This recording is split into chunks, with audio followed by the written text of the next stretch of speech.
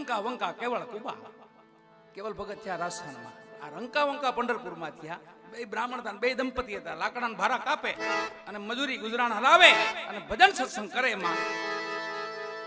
એમાં ભગવાને કીધું તમારે એની પરીક્ષા કરી. હા પરીક્ષા કરો પ્રભુ. તો હાલો હું આવું છું. આપણે પંઢરપુરમાં અહીંયા દ્વારકાધીશ કહે તો અહીંયા પંઢરપુરમાં વિઠ્ઠલનાથ કહે છે. હે વિઠ્ઠલ, હે વિઠ્ઠલ, વિઠ્ઠલ. વિઠ્ઠલના ભક્તો જાજા છે. ભગવાન વિઠ્ઠલ રૂપે ગયેલા અને કીધું પરીક્ષામાં શું કરશું પ્રભુ? એક કામ કરી, આપણે લાકડાના ભારા ત્યાર મૂકી દઈએ.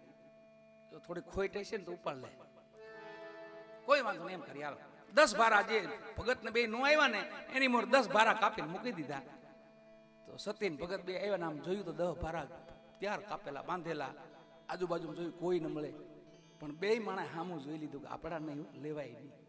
હાલો આપણે કાપવા માંડી. બીજા 2 ભારા કાપ્યા.